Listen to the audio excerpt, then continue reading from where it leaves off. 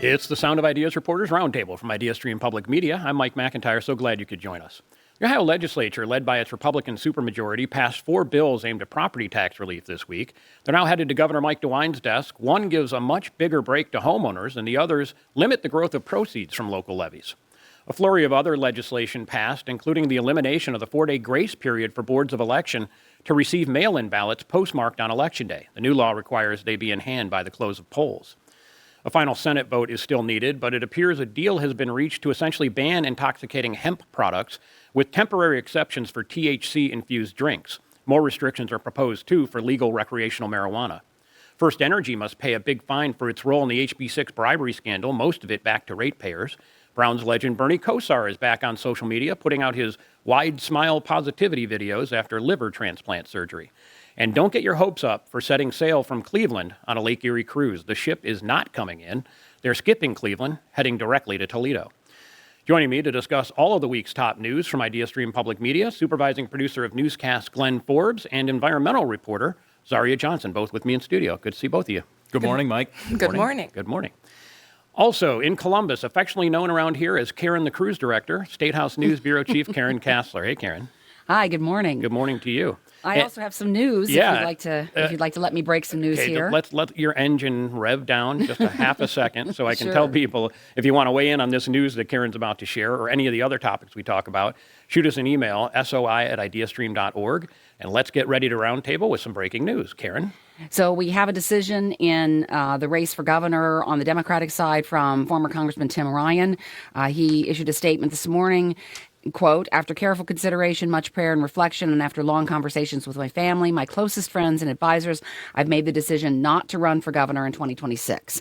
So I don't think that's a huge surprise, but now we know, and this has ended months of speculation on whether he would actually get into the race and run against Amy Acton, who's been in the race since the beginning of the year, for the chance to go up against likely Republican nominee Vivek Ramaswamy next year. Right, and it's speculation that kind of was driven by him. I mean, he saying I'm going to think know. about it and I might run. And Yeah, I mean, there were people who certainly wanted to see him get into the race, and he went back and forth saying he was trying to make the decision. There were even rumors that he'd already made some calls to people, that he'd even made a campaign announcement video, these sort of things. But he is eventually, now we have a decision that he is not going to run. If he had gotten into the race at this point, it would have been really late for him to have raised money for a contested primary and then for the general if he had won that primary. yeah, I know Democrats I talked to were like, boy, we don't want to fight in a primary. Glenn? Yeah. Yeah, and not only that, I don't think it's a coincidence. Reportedly, Amy Acton polling very well right now, so that might have been kind of the indication to Tim Ryan maybe not get involved. And as you said, no party really wants that sort of division, especially when you're seemingly up against it in a red state. Yeah, you're going to need the money for the general election, both sides. You certainly don't want to spend it in a contested primary. And I think that he had looked at what had happened in the general elections just a couple weeks ago and how Democrats had did well and across the country and thought, well, maybe things are turning. But apparently he has decided that's not the case here. And once again, I think the money issue is a serious question because it's going to take a lot of money to win in Ohio next year. And Vivek Ramaswamy comes in with a lot of money. So there's I think that as a major consideration. Speaking of a lot of money, I've heard people say maybe he's happy to stay where he's making a lot of money as a lobbyist for the crypto industry. And certainly he had some issues that he would have to address because he has been lobbying for crypto. He has been lobbying for natural gas, which are some areas that some Democrats, some progressives really have some problems with. And certainly getting into the race and against a candidate who's already been doing the work since January. And as Glenn said, has been showing up well in polls, though we haven't seen any really top-notch, reliable, we're still early in the campaign here, is what I'm saying here in terms of polling, that he would have had a lot of explaining to do, I guess. Right. Well, thanks for springing that breaking news on us. Now I'm going to have to drop at least 2 other stories later in the show. But it's all right. We'll figure it out. Or maybe we'll just talk fast. Yeah, I love talking politics anyway. We can do that. All right. Ohio lawmakers put the pedal to the metal in Columbus this week, passing dozens of bills on a variety of issues, chief among them property tax relief. 4 bills addressing rising property taxes are on the way to the governor. Proponents say collectively they'll save taxpayers $2 billion in the coming years. Karen, here's the question. It's a savings for taxpayers, but I didn't hear a whole lot of discussion when this was being debated on Wednesday or being voted upon Wednesday about the impact that'll have. So that's $2 billion less for schools, local governments, et cetera. What's the discussion on that? Well, kinda. I mean, here it's this is why property taxes are complicated, because it really isn't a $2 billion loss for schools and local governments. Because first of all, the state did put in some money on one of the bills that specifically deals with the capping of property tax revenue growth for districts at the guaranteed minimum funding rate, which is known as the 20 mil floor. Right. The state put in $306 million to offset that. And also, we're being told that the owner-occupied tax credit that's also part of that bill, which is going to be $400 million in tax credits for people who live in the homes they own. That what that is just a rebalancing of a tax credit for those folks, but also a decrease in a tax credit for people who own multiple homes and rent them out. And so those people will get less of a tax credit, and people who own the home they live in, they'll get more of a tax credit. So some of these things kind of offset each other. But yeah, it's a legitimate question. If you're talking about $2 billion in tax relief, where did all that come from? And Glenn, when we talk about the homeowner tax credit, that's great for somebody who's a homeowner, but we've heard from people who are in the Real Estate Investors Association, as well as just basically landlords, that renters are going to take the brunt of this. Yeah, the Scott Ellsworth, the president of the Ohio Real Estate Investors Association, as you mentioned, he's calling this a pittance in savings, but that the brunt is going to go to renters. He also points out national investors own about 3% of single-family rentals, and he says most of these rental homes are owned by ordinary people and not corporate giants. So again, you're going to. We talk a lot about this in corporations anyway. Kind of passing the cost on to the consumer. In this case, would be passing the cost on to the renter. So that's his evaluation. Agricultural land will continue to receive the 10% tax credit, but the plan is to phase out this 10% non-business tax credit for most properties. Okay. Yeah, and that's what does the offset there, Right. that increases the owner-occupied tax credit. But I asked Republican Senator Bill Blessing, who really spoke favorably about this on the Senate floor, about whether it would raise rent. And he said he doesn't think it will because it doesn't affect apartments. And so if people are in homes that they're renting and their rent goes up, they can go to apartments where the rent may not go up. So we'll have to see here. But this is a chance, I guess, for a discussion about what the state wants to put into property tax relief versus what local communities and schools have to pay Right. to provide property tax relief. Two more quick bills, a quick overview of House Bill 335. That would limit inside millage. And when we talk about that, it's basically the portion of property taxes that can be levied by the local government without a direct vote of the people. So unvoted taxes, those will be limited under that law. And that was a big change because the initial bill was to eliminate inside millage, which school districts howled about, saying that's going to cost 20,000 teaching jobs across the state. So that was an improvement, at least on the schools' end, and it was a compromise here. So that's one of the four bills that was passed. All right, and then let's talk about the fourth one then. It would allow county budget commissions to reduce tax levels even if voters approve them. So this budget commission will say, you don't really need that much. Let's ratchet it back down.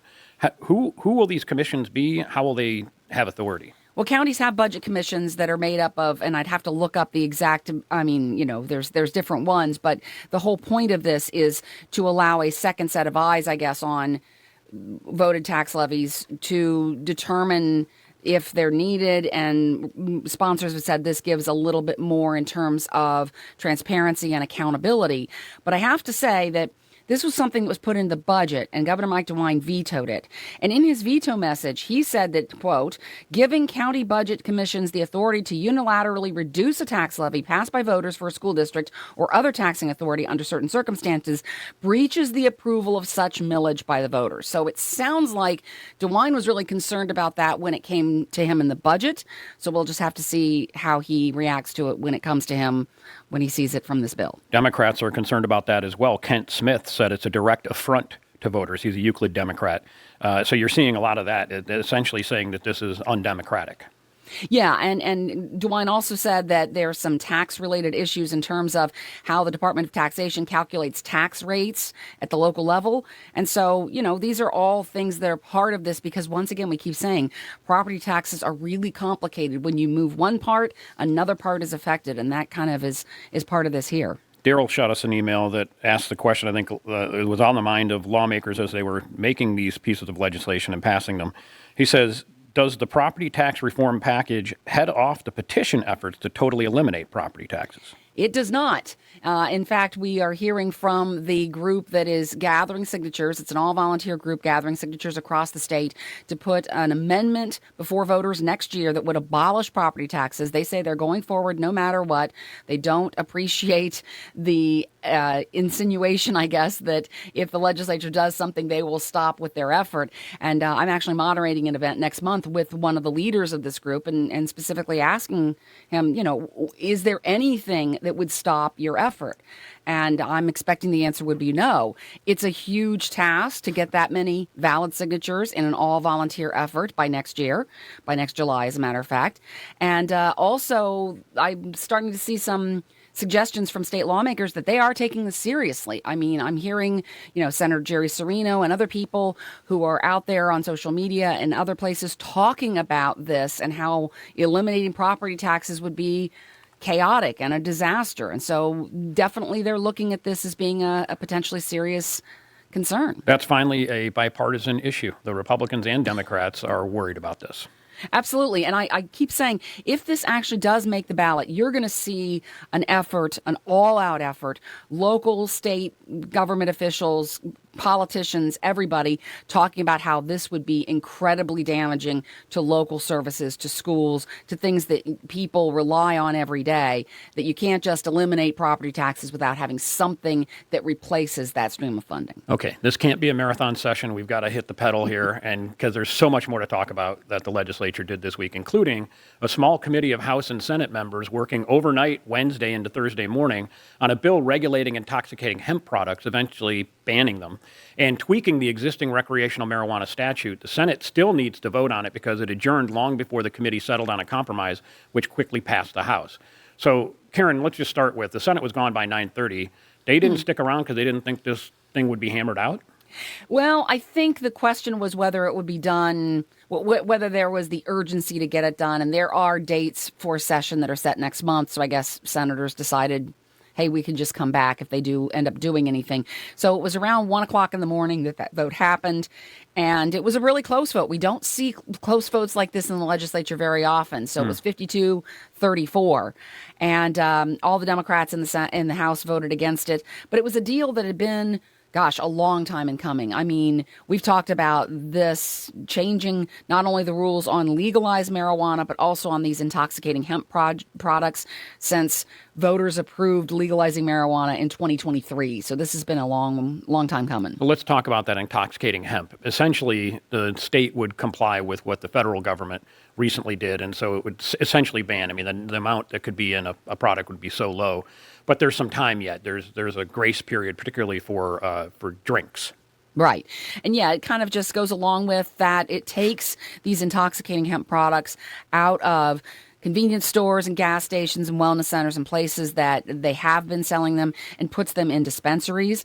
But then also that ban on THC beverages, that has a little bit more room to move. And in fact, some Republicans who were behind this, who were saying they were expecting that maybe the federal government will come back and change that a little bit. And then the state will have time to rework that because those drinks are proving to be pretty popular. They're in bars, they're in grocery stores, that kind of stuff. So these are all laws that can be tinkered with and changed. And so this could have some changes as we move forward. Yeah, that was part of the compromise here, which is if the federal government relaxes its rules, then Ohio's General Assembly would consider also doing that. It's not going to go against that. So there's an opening, essentially. Right. But Governor Mike DeWine, who had been pushing for this ban on intoxicating hemp products, had said he was really hoping that the federal ban would force lawmakers to make a decision, that they would look at what the federal government has done and kind of mirror that. And so we did see that. One of the other things that happened in this, though, that I think is really important to mention is that the bill also preserves the 36% of marijuana sales taxes that the state has been collecting since that was approved in 2023, and we'll start distributing it to host communities that have those dispensaries. And communities have been saying, I mean, Columbus has sued over this, saying that they want their money.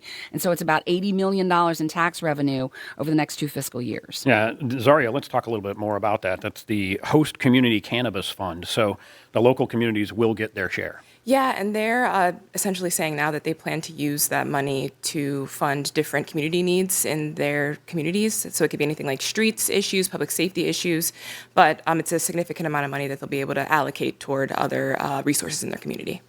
Other regulations for marijuana, Karen, that were pushed through this legislation. Yeah, I mean, it's a lot of, according to the Republican sponsors of this, it was a lot of the same stuff that we saw in the issue 2, the 2023 vote. A lot of that is preserved here because there was certainly some complaints about how, hey, voters spoke. They made it clear what they wanted to see when it came to marijuana legalization in terms of the number of plants you can have and things like that. And so that was where some of the compromise came about, because I think there were some Republicans who wanted to limit home grow and do things like that. But this kind of preserves all that stuff. So that's where I think there was a little bit of a struggle. All right. Let's talk about another priority for Republicans in the Marathon legislative session this week, further tightening Ohio's election rules and voter registration. Senate Bill 293, which has received approval in both chambers, now goes on to Governor DeWine. He said previously he doesn't see the need to sign off on more voting restrictions for Ohio voters.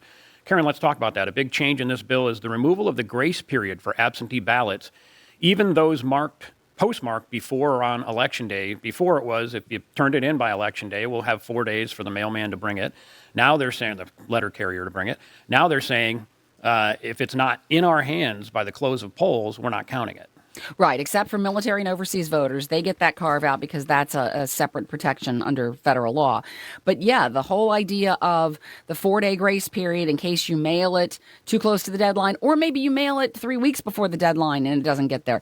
That grace period is gone. So if it's not in-house at your Board of Elections to be counted on Election Day, this bill would say that it doesn't get counted. The bill moved fast. Yeah, it did. And I think part of the reason it did is because Attorney General Dave Yost had gotten a letter from the Department of Justice that suggested that Ohio could be the target of litigation because of a executive order that President Trump signed in March that said that votes should be counted on Election Day. And so this 4-day grace period had apparently raised some flags at the federal level.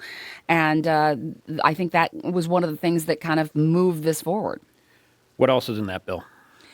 There's a bunch of other things. I'm trying to remember specifically. There's so many election-related laws that have been moving forward here that I'm trying to remember exactly what all is in that. Proof of citizenship? Yeah, proof of citizenship, which, that was one of the things that opponents had said that's already required. And in fact, the whole idea of making sure that happens, I mean, that's something that voters approved in the constitutional amendment, that's already there. And so to restate that is kind of challenging. There's going to be monthly checks of the voter registration database by the Secretary of State, monthly reports to the county boards of elections listing voters who have died.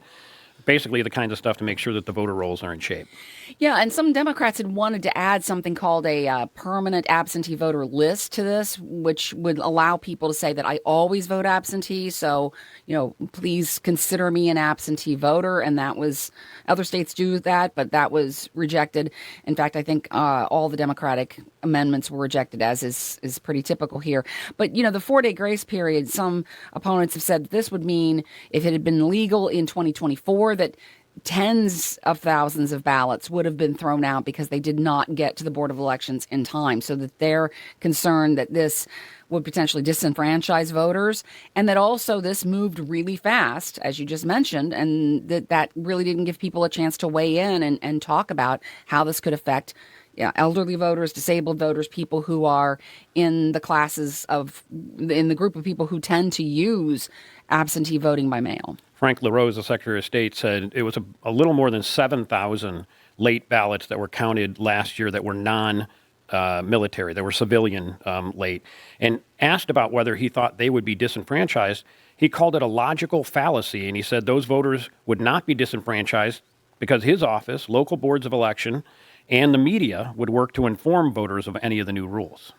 Right, and that's certainly an argument that Republicans have made as they have changed these voting laws over time, that, hey, we're telling you about them, so you have plenty of time to absorb this. But, that's one of the things that DeWine has said has him concerned about changing all these voting laws, is that if the system is already solid, and you hear LaRose talk about how Ohio has the gold standard of voting and that our election system is very accurate and is completely great. If it's so great, why make all these changes? Why continue to do these things that potentially could lead people to not vote or have their votes not count? And so I think the threat of the federal lawsuit may be a little bit on DeWine's mind here when it comes to whether he will sign this or not. But he said before that he thinks that maybe we need to stop changing election laws so much because we're doing things okay. All right, let's tick through a bunch of the other stuff that they passed, and we won't be able to get in depth on these, but I'm sure we will in future shows, Sound of Ideas shows during the week as well. One of them, House Bill 486, the Charlie Kirk American Heritage Act. What is that all about? It's a bill that basically says that teachers can talk about the historic and positive effect of religion in history, and it seems to specifically aim at Christianity, though it doesn't say that. I mean, the people who testified in favor of it talked about how this is the Christianity is woven through the fabric of this nation and all that kind of stuff. So it really, and of course, Charlie Kirk was a Christian commentator and podcaster. So that kind of the argument has been that teachers don't feel that they can comfortably talk about this. But of course, opponents, Democrats, have said there's no reason for this, that this is inappropriate. We also have the Ten Commandments can be displayed in a classroom. Well, there's a bill that allows for various historical documents to be displayed, and mandates in social studies and history classrooms that some of these be displayed. And we're talking about, I guess there can be a choice of the U.S. Constitution, the Magna Carta, the Northwest Ordinance, things like that. And then the Ten Commandments is one of them. And Democrats had said that was their concern, that if you took the Ten Commandments out of that list, then they would be fine with it. But the Ten Commandments, that is a problem for students who are not believers, who do not follow Christianity, that kind of stuff. And it still got in the bill. And then another bill advanced will require students to see a video on fetal development. We've discussed this one previously. It's called the Baby Olivia video. Critics say not accurate, but that's something that would be required to be showed. Yeah, and the slight change that was made to the bill was that instead of third grade and up would see this video, age appropriate for each grade, it's now fifth grade and up that would see this video once a year. It's a 3-minute video produced by a group called Live Action, which is an anti-abortion organization.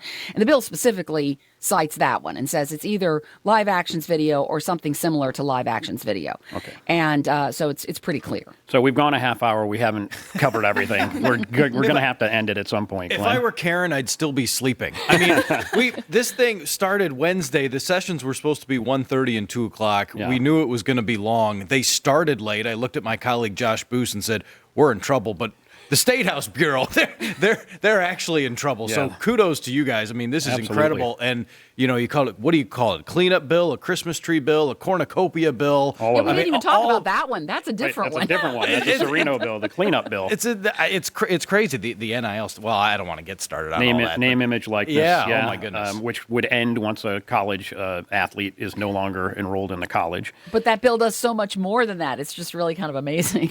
So we'll get into that. Let's promise to revisit that topic. One last question. This is from Jan. She says mention that Dem votes are a much higher percentage of early mail-in ballots. Is that the case in Ohio? We don't really know. I mean, that's always been the assumption, but there's never been a definitive study or a definitive look at that. And so I do know that anecdotally, a lot of older people use mail-in voting, that there are a lot of groups that suggest mail-in voting. I mean, even in 2024, the Ohio Republican Party was talking about early voting as being a way to vote. And it's the tagline was, it's okay to vote that way. So I don't think we really know. And so that's part of why cutting back on early voting could be problematic for either party, because I don't think we know exactly who uses early voting. All right. Well, if you're going to use it early, right? We used to say vote early, vote often. Vote often, right? yeah. In this case, just vote early, not Yes. often. All right, we're going to take a quick break finally now, and when we come back, we'll talk about a penalty given to First Energy that means customers are going to get some money back. This is the Sound of Ideas Reporters Roundtable. I'm Mike McIntyre, and we will be right back.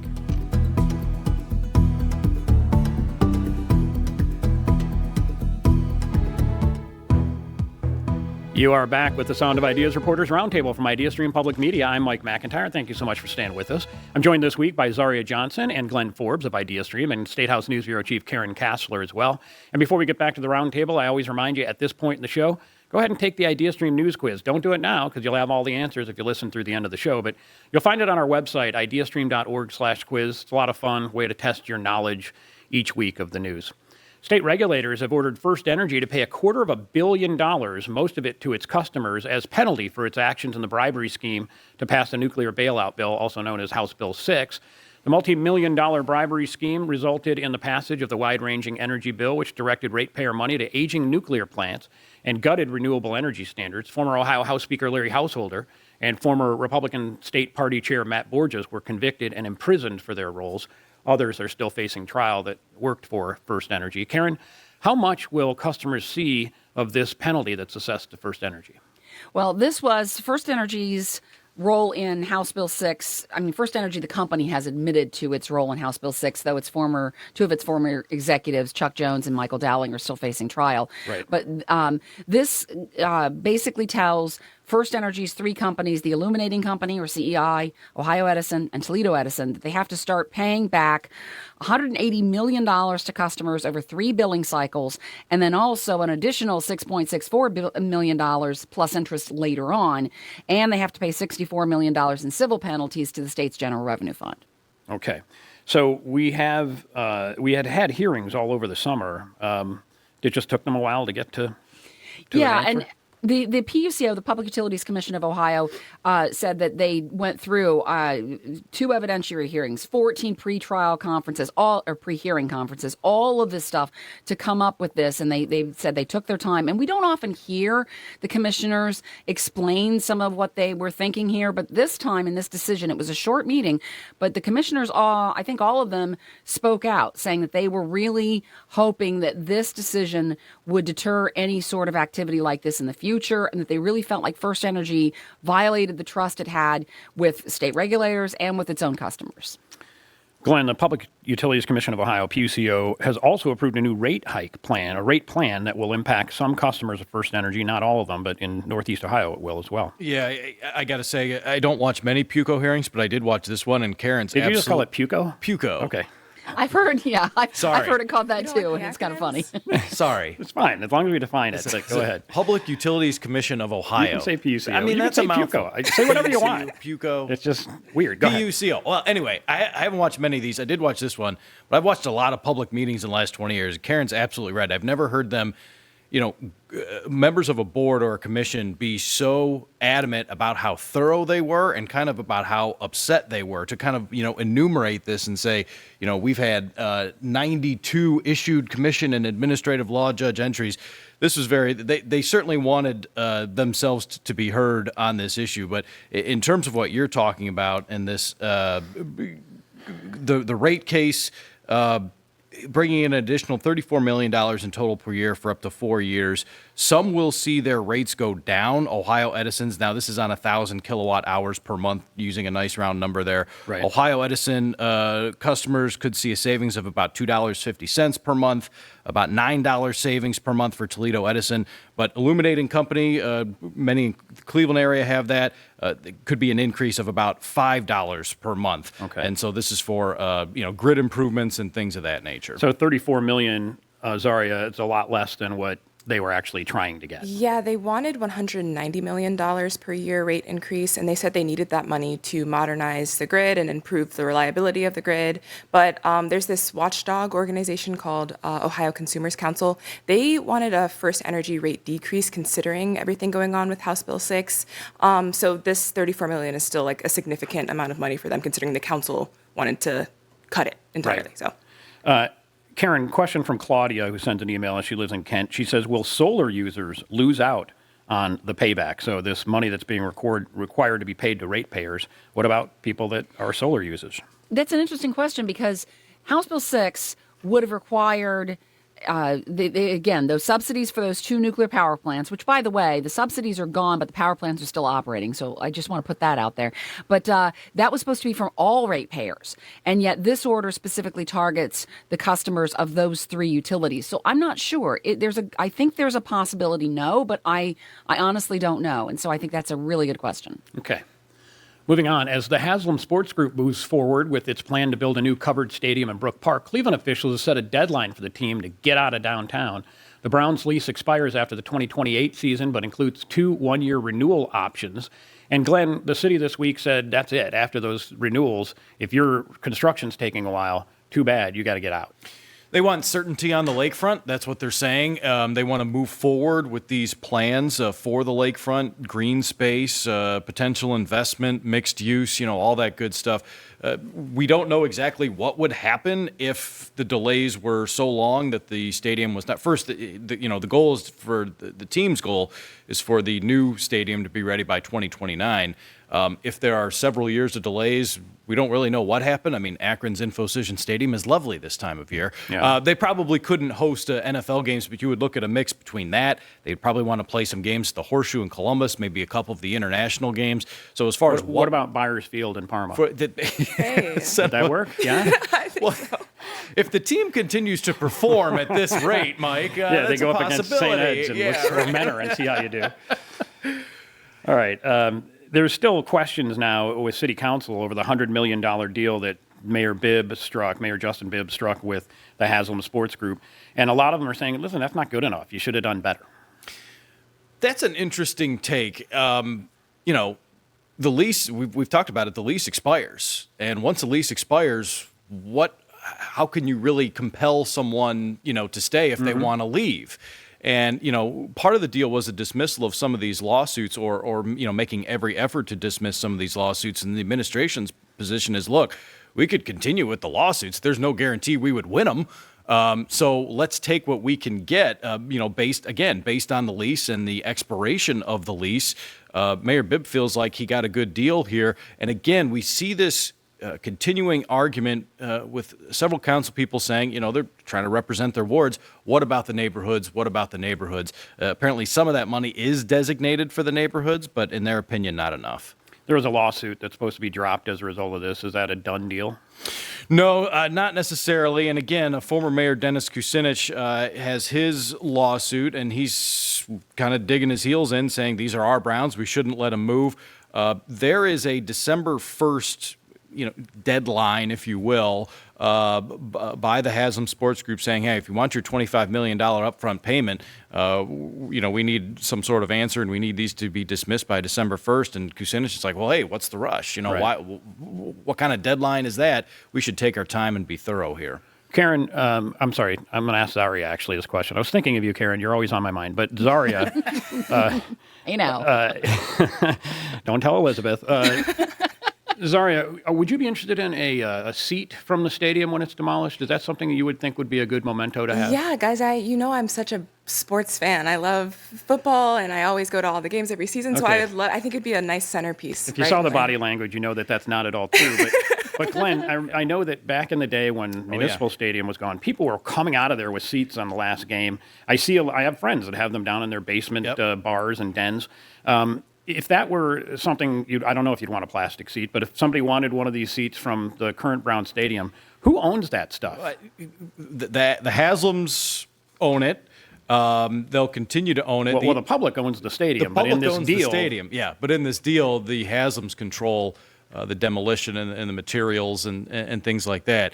I was there. 11-year-old Glenn was there in 1995. My father, you could never do this now, but my father brought a little pocket knife and he took a chunk from one of the seats and he thought it was like, whatever. We saw, as you said, people carrying out full seats, rows of seats. My father was stunned. He says, I can't believe this. I just took this little chunk, of my wooden seat. There are people walking out. The joke was, and you probably remember this, the joke was, well, the demolition of the old stadium has started early as fans are carrying out full rows of wooden seats from old Municipal Stadium. Yeah, your dad brought a pocket knife. He should have brought like a ratchet set and a screwdriver or something. And if I had been older than 11, I would have been out there, with the deconstruction construction itself and helping to carry full rows of wooden seats out of Municipal Well, it Stadium. won't be happening here. If it does, it'll be the Haslam's that are selling it to you because, or maybe people will take it in the last game. Who But knows? here's the other thing. We had a lot of great memories, even though I was a very young man. We had a lot of great memories at Old Municipal Stadium. There haven't been too many great memories at the new Cleveland Browns Stadium. Some, point. but not many. Not enough. All right, a report released by Cleveland State University reviewed the city's use of gunshot detection technology known as ShotSpotter, found that while the technology can help police respond to shootings, they know there has been a shooting in a place, it actually doesn't do anything to prevent violence. And Glenn, the city's spending $1 million a year on ShotSpotter. Now there's a question about whether they should continue to do that. Well, and you hit the nail on the head. The question is it worth the cost of ShotSpotter to not necessarily prevent crime? The administration's position is it may not prevent the crime, but it's doing several things. Most importantly, it's saving lives. Their contention is if we know where the gunshots are happening, we can identify the victims quickly.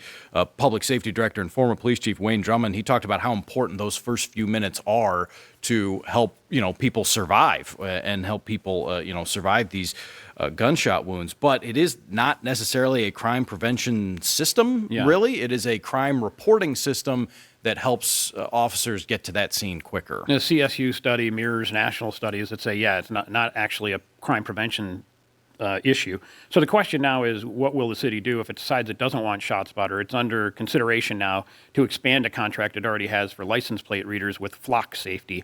I know our Matt Richmond, who's the expert on ShotSpotter, he did a great story several months ago that talked about are we safer because of ShotSpotter, and it's kind of the tip of the iceberg of this whole discussion. He's looking into Flock as well, but they're talking about increasing the contract with them and getting safety services that way. He's got another story in the works, and his belief is, Matt Richmond's belief is that it's very possible that they do not renew the contract with ShotSpotter, and they do expand with Flock, who as you mentioned, already does the city's license plate readers. That is being considered by council. So again, it does seem like it's a real possibility that they could change providers here, if you will, and expand that contract with Flock. And we should note that Kerry McCormack, the former council member, is the representative for Flock in this region. The city has said has nothing to do with him. This was considered before he was there, but fact of the matter is he went from council to this organization. That's the organization they're considering heftily increasing their contract. That is correct. He was the downtown representative and near West Side, Ohio City, Tremont, and those areas. So, yes, they say that this was in the works beforehand. All right, and again, that there was not a quid pro quo or any kind of relationship in that regard. So I want to make sure that that's on the record. Ohio National Guard troops deployed in Washington, D.C. will be staying on assignment longer rather than returning this month. About 150 Ohio troops have been deployed in the nation's capital since August in support of police and as part of a crackdown on crime, although, Karen, often what we're seeing is park cleanup and those types of things. It isn't necessarily just crime fighting, but a federal judge halted the troop deployment in D.C. on Thursday. Do we know how that'll impact this? Now we're talking about Ohio troops being there longer, but then a judge saying, we don't need you. Well, and I think that the decision was stayed to give the federal government time to appeal, so I don't think this is over. But it does raise questions about National Guard in other cities. I mean, you've seen federal judges ruling that the Guard's presence in Portland is illegal and things like that. So this is definitely the first, I guess, indication, at least when it comes to Ohio troops, because they're in D.C. and not in some of these other places, that maybe their mission won't go until February 28th. I guess we don't know until we know. But I had just talked to DeWine about this. I think it was the last Friday or maybe the Friday before that, about the troops coming home. And he said that, he thought they were coming home November 30th, but we'll see. And we did see that it was extended until February 28th, even though, like you said, while this effort to fight crime, that's what it was called, there's been a lot of landscaping and trash pickup and that kind of stuff that the troops have also been doing. Okay. Let's talk about a story a lot of people in Cleveland have been following. Cleveland Browns legend Bernie Kosar finally got a liver transplant on Monday. And minutes after the surgery, there he was again making a positive You Matter video and promoting his health supplement business. This guy is a force of positivity, and it's just amazing. I know some people that have had that kind of surgery didn't fare as well, certainly immediately after the surgery. But I couldn't believe, literally minutes after this, Glenn, he's in his hospital bed with somebody shooting a video, and there he is with his wide smile saying, hey, I feel great. Bernie's been doing his own reporting. And I give him a ton of credit because Obviously physically he's having problems, but mentally still seems, very sharp. I mean, to your point, imagine doing these videos after major transplant surgery. But I think he's very aware of, how popular he is in Cleveland. He's known that for a very long time. We've seen it in his public persona. And that everybody, as you said, everybody's been following this story. So he was providing these updates from the hospital, and people were very concerned. Obviously, our sports commentator Terry Pluto had talked about how critical these hours were. Obviously, after the transplant, incredible story. The donor family spoke to Fox 8. This was a 21-year-old Browns fan who had a medical issue that he wasn't going to survive. And again, the parents kind of looked at each other and they told Fox 8, well, what if we put Bernie on the list? Really an incredible story to think about, how this developed over the last week. And just you see the goodness in people. Bernie has had a GoFundMe people have set up, and there was ostensibly for him, but he has said in his videos that this is going to help a lot of people. He's into former athletes and making their wellness. He also talked about making sure that people are supporting this family where this young man who died and donated his liver. Phil Mickelson, the golfer, apparently gave $20,000 to Bernie's GoFundMe and another chunk to this family as well. So just a lot of people in Cleveland responding, some of it with money, some of it with just thoughts and well wishes. Yeah, and again, it just shows his popularity, and it shows how Browns fans kind of think and operate. I mean, Bernie has been a civic treasure for a long time. Again, regional kid, local kid from Youngstown. Manipulated the supplemental draft to get his way here and played very well. Last sustained success for the Cleveland Browns was when Bernie was flinging it all around Municipal Stadium, and just such fond memories. Yeah. And you really see that come out in a situation like this. I might have told this story before, but before my first real journalism job, I worked at Domino's for one day. They gave me training, and then they said, okay, you can go on your own, kid, deliver a pizza. It was to the penthouse suite of the Westlake condominium in Rocky River, and it was to Bernie Kosar in his prime. I handed him a pizza. He says today, he goes, did I give you a $20 tip? And I go, no, you gave me like $3. And he's like, no, I gave you $20. So that's his story. Like you just said, he finds a way to connect with everybody. And so absolutely, we're certainly pulling for him, as is all of Cleveland. Let's talk about another quarterback real quick before our break. Shedeur Sanders will make his first NFL start this week for the Browns. There's no way it can go worse for the rookie than it did last Sunday, because after he entered the game and they lost after Dylan Gabriel sustained a concussion, it was a dismal afternoon. He goes home to Granger Township in Medina County to find his house had been looted. Zaria, what happened? Yeah, it was a pretty quick sort of operation. Police say 3 suspects came in wearing like masks and gloves around 6:46 p.m. and then they were seen leaving the property 12 minutes later. So that's during the game. Yeah, exactly. Right. And they say that about $200,000 worth of property was stolen from his home, but Sanders emphasized that none of his jewelry was stolen. So talk about a positive mindset. He's happy about that. Yeah, he was chill about it. He's like, I got other stuff to worry about. Exactly. And he said that he wasn't robbed, his home was robbed. So it's kind of like he's separated it in his mind. Yeah. And he said that there's so much going right in my life right now. I don't want to be I'm not hung up on this. So great attitude. Exactly. And Glenn, this is orchestrated across the country. I know Joe Burrow has happened to him when he was playing in a game. They know you're playing a game. They know you're not going to be home. I was just going to say that. You're on national TV. They know you're not home. And so we've seen other athletes hit by this. As you mentioned, Joe Burrow, Travis Kelce, Patrick Mahomes, Luka Doncic in the NBA. But yeah, how about the positivity from Shedeur Sanders, who is going to perform much better than expected on Sunday? That is my prediction. Okay. By the way, if any NFL player needs someone to sit in their mansion on Sunday and watch the game, I'm happy to do that. We'll house Me it. too. Yeah. I'll house it just for the 8 hours that it takes. I love sports. I said that. Yeah, exactly. All right, we're going to take a quick break right now, another one. And when we come back, we got a few more stories to talk about, including a Cleveland Hopkins International Airport upgrade. Big ribbon cutting there we'll tell you about in just a minute. I've never seen a ribbon cutting like this in my entire life. It's the Sound of Ideas Reporters Roundtable. I'm Mike McIntyre. Stay tuned.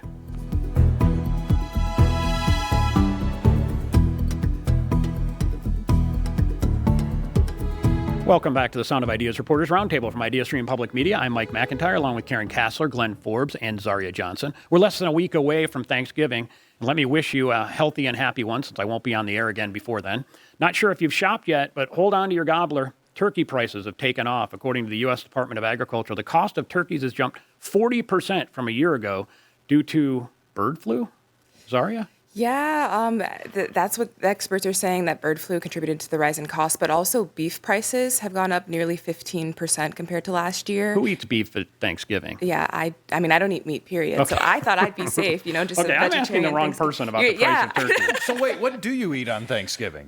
We can talk about that for a while. Sometimes Other things. sides, mashed potatoes, corn, beans, things like that. Fair. But canned vegetable prices have also gone up 5% compared to last year due to steel and aluminum tariffs that were issued by the Trump administration, which increased the cost of packaging. So even vegetarians aren't safe this year. I know there's some tariff rollbacks that are happening that they hope will bring down some prices. I don't know if you're going to get turkey prices down by Thanksgiving. Yeah, I think that's what economists are saying, that lifting the tariff won't automatically decrease the food prices in time for the holiday, but it'll kind of slowly stabilize the prices so that sticker shock won't be as alarming in the future. Okay.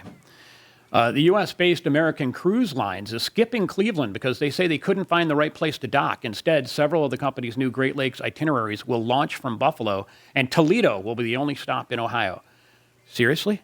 Cleveland? I mean, Toledo, not Cleveland? Yeah, I mean, I love Cleveland, so I wouldn't have done it. But most cruise ships that stop here in Cleveland have to dock at the Port of Cleveland, west of Huntington Bank Field. And it's kind of unclear exactly why they decided to skip us this time around, but Port of Cleveland officials said that they were disappointed by the decision, but are willing to work with American Cruise Lines to figure out some sort of solution in the future. Yeah, I mean, just last month it was announced that we'd had a record-breaking cruise season, Yeah. 53 port calls carrying approximately 8,700 passengers. The economics of that are an average of $150 spent in Cleveland, $1.3 million. Exactly. And the thinking then was not only would they stop in Cleveland, but we were going to be the launching and disembarkment point, and that just didn't happen. Yeah, and you've got to think about the amount of people that would stay overnight at hotels, frequent local businesses, check out shops, restaurants, maybe sports games, things like that. So these are all things that would have been generating money for our local economy had we had these two cruise lines, but we'll have to see. We'll have to find a good parking spot for them. Yeah, exactly. And here's a story that you covered, the legendary so-called Lake Erie monster. We know about that, Bessie. I love Well, Bessie may have a sister, a Cuyahoga River monster, and she's trashed. She's trashy. Yeah, I guess Trashy? you could say that. Okay, trashy, even better. She's made of tons and tons of trash that was collected by volunteers along the Cuyahoga River over the last 6 years. So she's made of balls, a lot of shoes, plastic cones. She looks pretty cool. She's Traffic barrel? Yeah. Hard hats? Yeah, exactly. Yeah. And the purpose is to sort of raise awareness for the amount of plastic pollution in the Cuyahoga River. And environmental advocates are saying that over the last 50 years, we've done so much great work on the river, but this is now the biggest threat. Plastic pollution is the biggest threat at this point. And the thing is pretty cool looking. It looks pretty cool. I mean, Yeah. I was even thinking if I put more trash in the river, maybe we get another Bessie. No, but no, don't that's do not, that. That's not the way to go about it. Don't Yeah. do that. Don't do that. And by the way, this is the big trash that you can put your hands on. One of the biggest problems with plastics is the microplastics that are getting into the water as well, breaking down. Exactly. And Yeah. so thank goodness they made a sculpture out of this and it doesn't break down into Tiny chunks you can't ever yes, catch. Yeah. Exactly. All right. We're going to hit our final story now. When you're on the go at Cleveland Hopkins International Airport, and you've also got to go, there's a brand new bathroom for that. And Glenn, I was sitting next to you in a meeting when this press release came. Yes. And I whispered to you that in my 40 years in this business, I have never seen a release trumpeting a ribbon cutting for a bathroom. A ribbon cutting for a bathroom. They cut the ribbon for the bathroom. Can I tell you that any improvements at Cleveland Hopkins Airport are Yeah. welcomed and maybe deserve a ribbon cutting? So there we go. We got the new bathroom. Aside from the fact this may be the only clean bathroom at Hopkins International Airport, I didn't say that. What's special about this? Okay, it's at the centralized security checkpoint on the public side. It's before you go through security. It also has universal changing stations. This is big for adults with disabilities. That was one of the targets, one of the focuses of this construction. That addition made possible by a $10,000 contribution from the Cuyahoga County Board of Developmental Disabilities. So more inclusive, very important for those and their families who have adults with disabilities. All right, so we're having a little fun with it, but yeah, it's really a great thing. New bathrooms. We also have all kinds of new construction planned for Hopkins coming up soon. And that wraps up our show for today. So thank you to you, Zaria, and to you, Glenn, and Karen as well. Thanks so much.